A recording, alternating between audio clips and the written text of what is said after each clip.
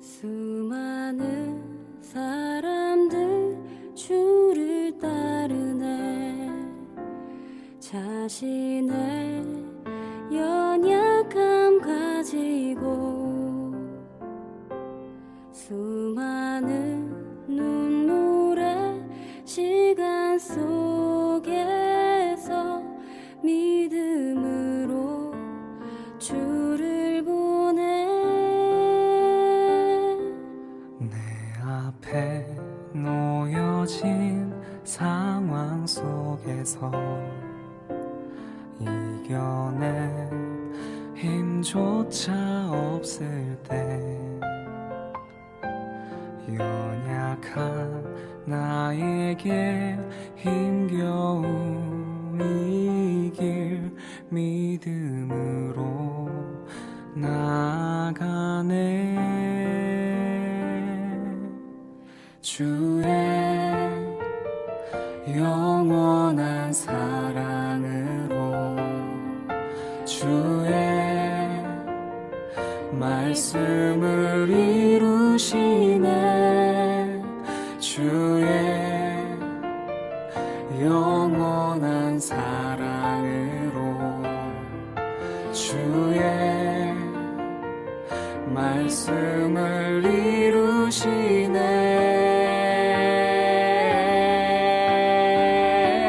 삶의 모든 문제들 나를 힘겹게 해도 포기하지 않는 오늘을 살아내리라.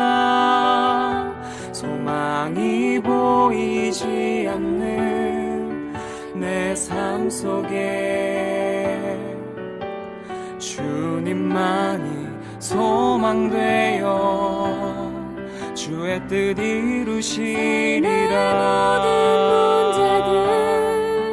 나를 힘겹게 해도 포기하지 않는 오늘을 살아내리라. 소망이 보이지 않는 내 삶 속에 주님만이 소망되어 주님만이 소망되어 주의 뜻 이루시리라.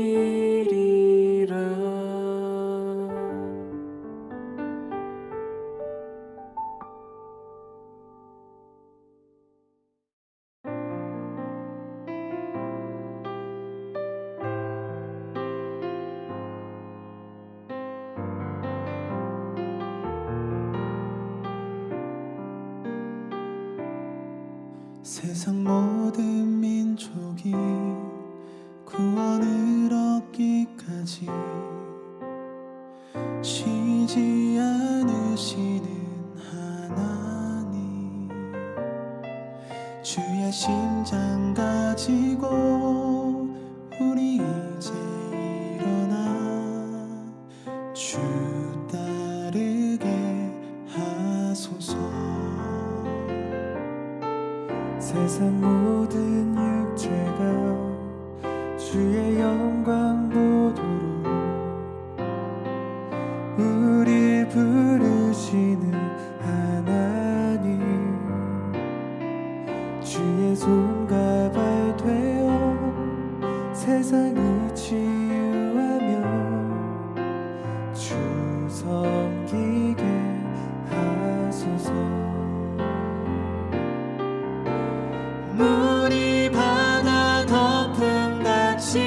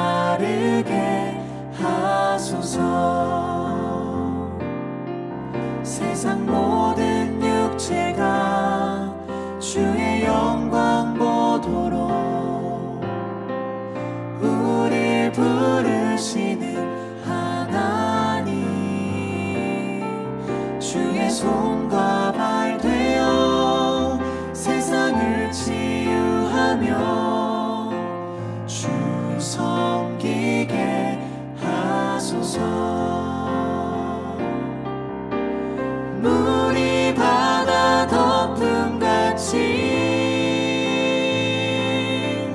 여호와의 영광을 인정하는 것이 온 세상 가득하리라. 물이 바다 덮음같이 물이 바다 덮음같이 물이 바다 덮음같이. 오늘은 8월의 마지막 날입니다. 오늘도 6.19 온전함 기도에 함께 하시는 한 분 한 분을 주님의 이름으로 축복합니다. 오늘 묵상할 본문은 창세기 17장 15절부터 27절까지입니다. 말씀을 봉독하겠습니다.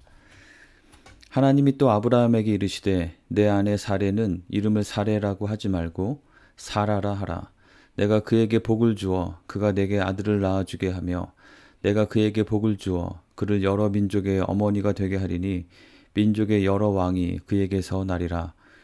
아브라함이 엎드려 웃으며 마음속으로 이르되 100세 된 사람이 어찌 자식을 낳을까? 사라는 90세니 어찌 출산하리요 하고 아브라함이 이에 하나님께 아뢰되 이스마엘이나 하나님 앞에 살기를 원하나이다. 하나님이 이르시되 아니라 내 아내 사라가 내게 아들을 낳으리니 너는 그 이름을 이삭이라 하라. 내가 그와 내 언약을 세우리니 그의 후손에게 영원한 언약이 되리라. 이스마엘에 대하여는 내가 내 말을 들었나니 내가 그에게 복을 주어 그를 매우 크게 생육하고 번성하게 할지라. 그가 12두령을 낳으리니 내가 그를 큰 나라가 되게 하려니와 내 언약은 내가 내년 이 시기에 사라가 내게 낳을 이삭과 세우리라. 하나님이 아브라함과 말씀을 마치시고 그를 떠나 올라가셨더라. 이에 아브라함이 하나님이 자기에게 말씀하신 대로 이날에 그 아들 이스마엘과 집에서 태어난 모든 자와 돈으로 산 모든 자 곧 아브라함의 집 사람 중 모든 남자를 데려다가 그 포피를 베었으니 아브라함이 그의 포피를 벤 때는 99세였고 그의 아들 이스마엘이 그의 포피를 벤 때는 13세였더라. 그날에 아브라함과 그 아들 이스마엘이 할례를 받았고 그 집의 모든 남자 곧 집에서 태어난 자와 돈으로 이방 사람에게서 사온 자가 다 그와 함께 할례를 받았더라. 아멘. 오늘 본문 창세기 17장은 아브라함이 99세가 되었을 때 여호와 하나님께서 그에게 나타나셔서 다시 한번 하나님의 약속을 확인하시고 언약을 세우시는 장면이 기록되어 있습니다. 17장에서 일어난 중요한 사건은 첫째는 아브라함과 사레의 이름을 아브라함과 사라로 바꾸신 것이고 둘째는 이제 1년 후에 사라를 통해서 아들 이삭을 낳을 것임을 말씀해 주신 것이고 셋째는 이들에게 할례의 언약을 요구하신 것입니다. 먼저 이름을 바꾸신 것에 대해서 묵상해 보겠습니다. 어제 본문에 이어서 오늘 본문에서는 하나님께서 아브라함뿐만 아니라 그의 아내 사레의 이름을 바꾸신 것이 기록되어 있습니다. 성경에 나오는 모든 인물들에 대해서 그 이름의 뜻을 가지고 그것에 지나치게 중요한 의미를 부여하면서 해석하는 것은 자칫 자의적 해석에 오류에 빠질 위험이 있지만 성경에서 이름과 함께 그 이름의 뜻이 명시적으로 언급되는 경우 그리고 하나님께서 그 이름을 바꾸어 주시는 경우에는 그 이름에 담긴 의미는 하나님께서 그에게 부여하시는 그 인물의 정체성을 말해주고 또 그 인물을 통해서 일어나는 일들에 대한 중요한 해석의 열쇠가 되어줍니다.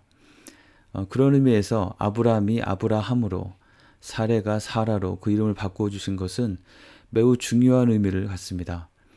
아브라함과 사라의 이름의 뜻은 각각 4절과 16절에 기록된 대로 많은 민족의 아버지, 즉 열국의 아버지, 그리고 많은 민족의 어머니, 열국의 어머니라는 뜻입니다.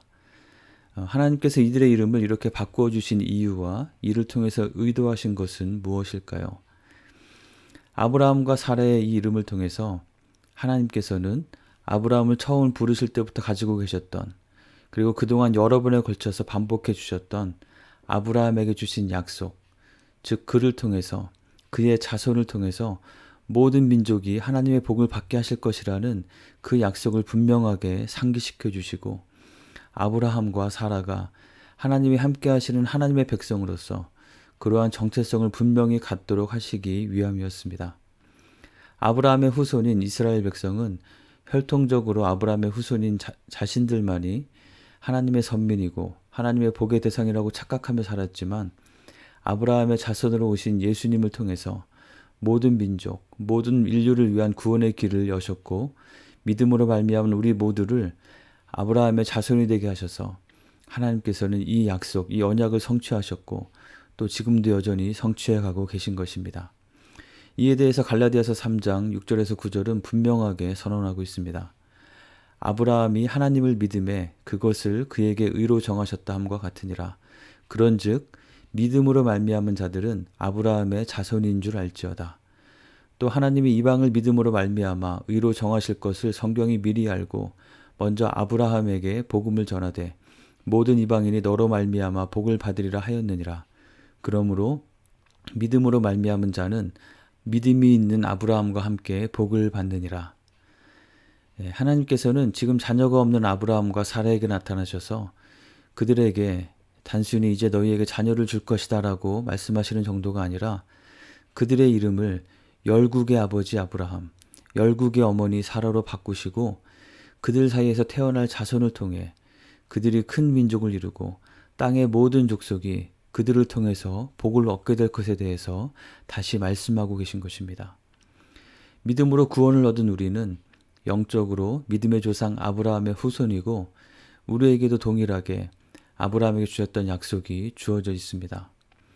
우리를 구원하신 하나님은 우리를 죄와 사망으로부터 건져내어 주실 뿐 아니라 우리에게 우리를 통해서 이루시고 행하실 약속을 주시고 우리로 하여금 그것을 위해서 살아가도록 하나님 나라를 위해서 살아가도록 하나님의 온 세상을 향한 그 구원의 역사에 우리를 동참하게 하십니다. 고린도후서 5장 17절 18절은 이렇게 말씀합니다. 그런즉 누구든지 그리스도 안에 있으면 새로운 피조물이라. 이전 것은 지나갔으니 보라 새 것이 되었도다. 모든 것이 하나님께로 났으며 그가 그리스도로 말미암아 우리를 자기와 화목하게 하시고 또 우리에게 화목하게 하는 직분을 주셨으니. 우리가 그리스도 안에 있을 때 우리 자신이 새로운 피조물이 되는 것은 우리가 죄사함을 받고 하나님과 화목하게 될 뿐 아니라 우리에게 또한 화목하게 하는 직분을 주시는 것이라고 말씀하는 것입니다. 아브람 사레에게 아브라함, 사라라는 새 이름을 주시는 장면을 묵상하면서 하나님께서 우리에게도 우리를 구원하시고 하나님의 자녀로 삼으실 때 주시는 우리의 새로운 정체성에 대해 기억해야 하겠습니다. 우리의 이름을 굳이 바꿀 필요는 없겠지만 우리의 정체성, 예수 그리스도의 십자가의 보혈을 통해 죄사함을 받고 새 생명을 얻은 자, 하나님의 자녀로서의 권세를 가지고 하나님 나라를 위해서 사는 자, 믿음의 조상 아브라함에게 주셨던 그 약속을 상속받아서 세상 모든 민족에게, 모든 사람들에게 복 주시기 원하시는 하나님의 그 구원의 역사의 통로가 되는 복이 되는 자로서의 그 정체성을 다시 한번 기억하고 새롭게 하는 이 시간이 되기를 원합니다. 수천 년 전 아브람과 사라에게 나타나셔서 그들의 이름을 바꾸어 주시고 그들을 통해 하실 일에 대한 약속을 상기시켜 준 하나님께서 오늘 이 시간에도 우리의 사명, 우리를 통해 하나님께서 하실 일을 다시 새롭게 세워주시기를 축원합니다. 두 번째로 묵상해 보기 원하는 것은 아브라함의 태도와 반응입니다. 그는 하나님께서 이미 여러 번 말씀하셨고 이름까지 바꿔주셨음에도 불구하고 하나님의 약속의 말씀을 그대로 믿지 못하는 모습을 보이고 있습니다. 앞선 15장에서는 나의 종 엘리에셀이 내 상속자가 될 것입니다 라고 그렇게 말했던 아브라함은 오늘 본문에서는 이 하나님의 약속 앞에, 그 말씀 앞에 이스마엘이나 하나님 앞에서 살기를 원합니다 라고 말하고 있습니다. 자신과 아내 사라의 나이를 볼 때 출산을 하는 것은 불가능하다고 판단하고 여전히 그 판단의 한계 안에서 하나님의 말씀을 받아들이는 모습입니다. 이것은 우리에게도 자주 나타나는 모습이죠. 하나님께서는 이삭을 약속하셨다고 말씀하셨는데 처음에는 그 약속을 감사함으로 받고 기대를 하지만 시간이 지나면서 그 약속이 생각처럼 빨리 이루어지지 않고 상황이 점점 더 부정적으로 되어가는 것을 볼 때 우리는 쉽게 이삭을 잊어버리고 이삭을 지워버리고 엘리에셀이나 이스마엘을 찾아서 그 정도로 안주하려 하고, 또 어떤 면으로는 하나님의 약속대로 잘 이루어지지 않는 것에 대한 실망감을 애써 감추며 스스로 위안을 삼으려 하곤 합니다. 그러나 창세기 15장과 마찬가지로 하나님께서는 오늘도 분명하게 말씀하십니다. 아니라, 나는 내가 현실적으로 찾은 합리적인 대안인 엘리에셀이나 너희들 스스로 만들어낸 대안인 이스마엘을 통해서가 아니라 내가 약속한 이삭을 통해서 너에게 준 그 약속을 성취할 것이다 라고 말입니다. 하나님의 약속, 하나님께서 주신 꿈과 비전, 그것을 이루어 가시는 하나님에 대한 믿음과 신뢰를 현실적인 다른 대안들에 안주하는 것으로 바꾸지 않아야 합니다. 여러분의 가정이나 배우자 또는 자녀들에 대해서 하나님께서 주신 약속과 비전을 훼손하지 않고 처음 주셨던 원한대로 다시 회복하고 붙잡으시기 바랍니다. 나의 욕심이나 야망이 아니라 하나님께서 주신 약속과 비전에 대해서 말하는 것입니다.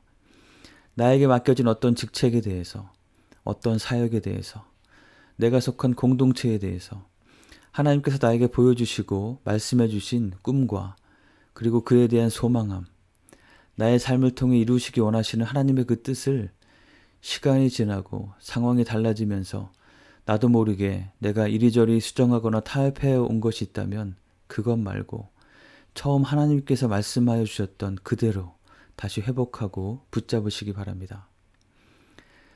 아브라함과 하나님과의 대화에서 발견하게 되는 것은 아브라함의 이러한 연약함과 믿음 없음에도 불구하고 하나님은 그를 포기하지 아니하시고 다시금 그에게 약속을 반복하시며 그의 믿음을 세워주시는 하나님이시라는 것입니다. 이것이 바로 은혜입니다. 우리는 흔들리지만 그럼에도 불구하고 우리에게 소망이 있는 것이 바로 이렇게 신실하시고 우리를 포기하지 않으시는 하나님의 은혜 때문인 것입니다. 그리고 이것은 흔들리는 우리가 더더욱 생명처럼 여기고 붙잡아야 할 것이 바로 하나님의 이 은혜이고 말씀을 통해 주시는 하나님의 음성이라는 것을 우리에게 분명하게 말씀해 줍니다. 그런데 여기서 믿음의 조상 아브라함에게서 배워야 할 귀한 본이 나오는데요. 그것은 바로 그가 비록 연약함이 많은 사람이었지만 하나님께서 말씀하실 때 그는 그 말씀을 그대로 잘 믿는 믿음이 있었고 그의 그러한 믿음은 단순히 어떤 감정이나 의식의 변화에만 그치는 것이 아니라 구체적인 행동의 순종으로 나타났다는 것입니다. 22절에서 하나님께서 이러한 약속을 구체적으로 다시 확인시켜 주시고 그를 떠나 올라가시자 이에 그는 곧바로 하나님께서 자신에게 말씀하신 대로 할례를 행했습니다. 그의 나이 99세 때였고 이스마엘을 비롯한 그의 집에 속한 모든 남자들과 함께 할례를 행했습니다. 이 할례는 자신의 몸에 하나님의 백성됨의 언약을 새기는 것으로 하나님의 백성답게 살아가는 구별됨을 의미하는 것이었습니다. 신약에서 바울의 논증대로 하나님께서 아브라함에게 의로 여기신 것은 그의 믿음에 의한 것이었고 그것은 할례의 언약이 있기 훨씬 이전에 일어난 것이므로 이 할례 자체가 의롭게 함이나 구원을 주는 것은 아니었습니다. 이것은 하나님의 백성으로서 하나님의 뜻에 따라 믿음으로 살겠다는 헌신의 표현으로 요구하신 것입니다. 그리고 이미 구약 신명기에서부터 하나님께서는 형식적인 육체의 할례보다도 우리 마음의 할례를 통해서 하나님 앞에 교만하지 말고 겸손히 하나님을 사랑하며 우리의 마음의 중심을 하나님께로 향하도록 수차례에 걸쳐서 요구하셨습니다. 우리는 육체의 할례를 따를 필요는 없지만 여전히 우리 마음의 할례를 받아 하나님 앞에 구별된 하나님의 백성으로 하나님만을 사랑하며 섬기는 그 마음을 정결하게 유지하는 것이 필요합니다. 다시 본문으로 돌아가서 아브라함은 그와 집안의 모든 남자들에게 하나님의 말씀대로 할례를 행했는데요. 이것은 실제로는 스스로를 매우 큰 위험에 노출시키는 위험한 행동이었습니다. 할례는 남자의 포피를 베는 것으로서 할례를 행한 후에 한동안은 남자들의 행동이 자유롭지 못하기 때문에 만약에 이때 주변 이방 족속의 공격을 받거나 아니면 이전과 같이 가나안 나라들 간의 어떤 분쟁에 휘말리게 된다면 이들은 속수무책으로 당할 수밖에 없는 그런 상황에 스스로 처하게 하는 것이었습니다. 그런데 그럼에도 불구하고 아브라함은 하나님께서 주신 약속을 다시 붙잡고 그 말씀에 따라서 곧바로 순차적으로 그룹을 나누어서가 아니라 그날에 모두 함께 할례를 행했다고 오늘 말씀은 분명하게 기록합니다.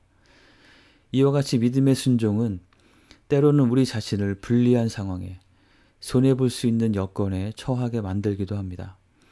일부러 그런 상황을 자초할 필요는 없겠지만 그것이 하나님의 말씀에 순종하기 위해서 감수해야 할 것이라면 아브라함처럼 과감하게 그렇게 행하는 것을 하나님께서는 기뻐하시는 것입니다.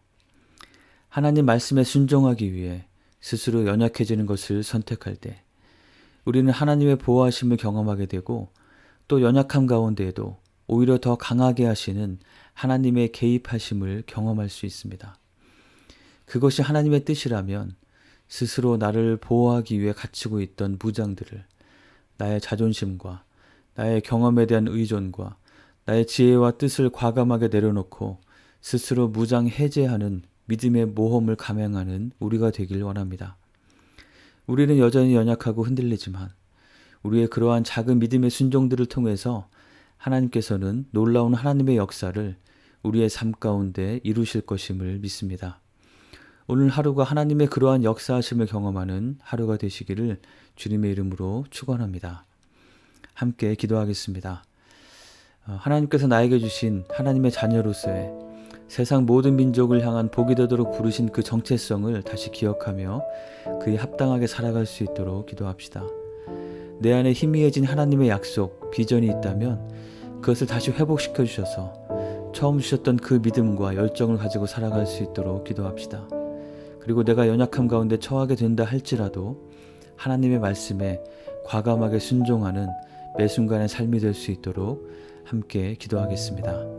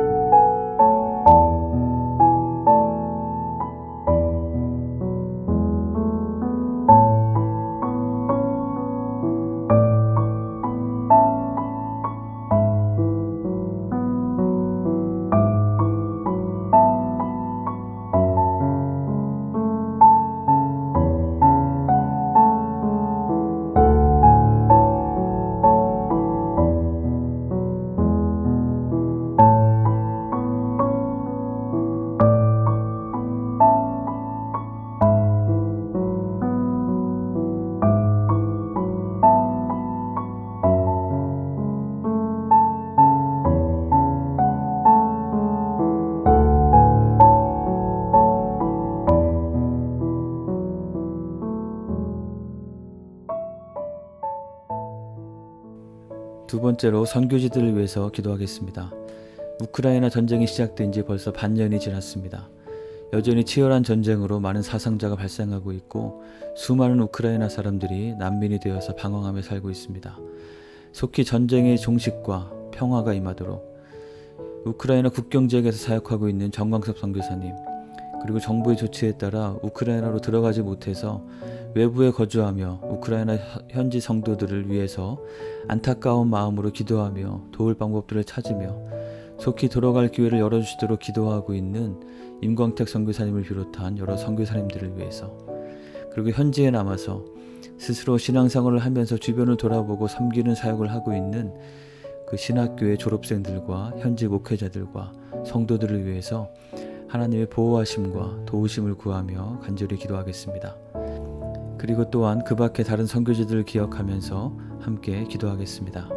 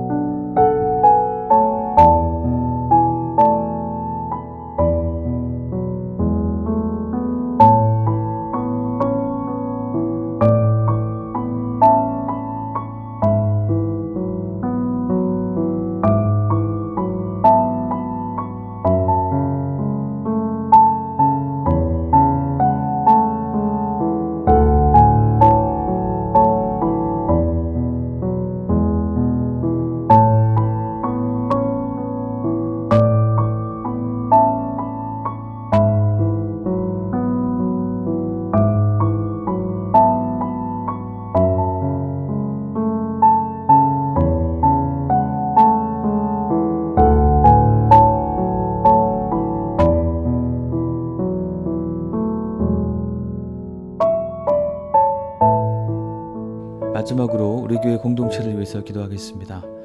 구주의 사랑 축제를 통해서 먼저 우리의 마음속에 주님의 사랑이 새로워지고 또한 이 축제를 통해서 하나님께서 찾으시는 사람들이 주님께로 인도될 수 있도록 기도합시다.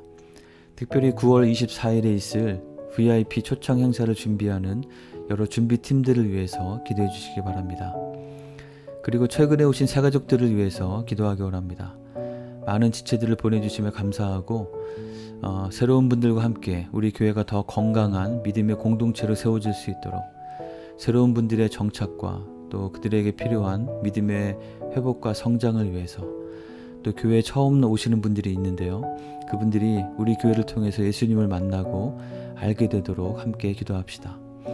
그리고 우리 가운데 있는 연약한 지체들을 위해서 수술 후 회복 과정 가운데 있는 우리 최동갑 원로 목사님을 비롯한 여러 성도님들, 다른 연약한 분들 기억하면서 하나님의 긍휼하심과 치유하심과 도우심을 구하며 함께 기도하겠습니다.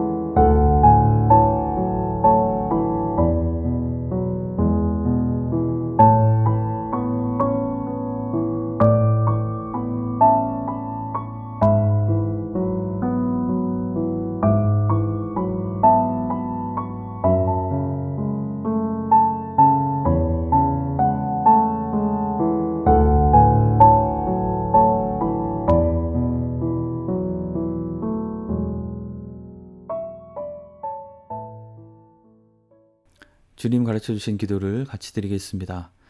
하늘에 계신 우리 아버지여, 이름이 거룩히 여김을 받으시오며 나라가 임하시오며 뜻이 하늘에서 이루어진 것 같이 땅에서도 이루어지이다. 오늘 우리에게 일용할 양식을 주시옵고 우리가 우리에게 죄 지은 자를 사하여 준 것 같이 우리의 죄를 사하여 주시옵고 우리를 시험에 들게 하지 마시옵고 다만 악에서 구하시옵소서. 나라와 권세와 영광이 아버지께 영원히 있사옵나이다. 아멘.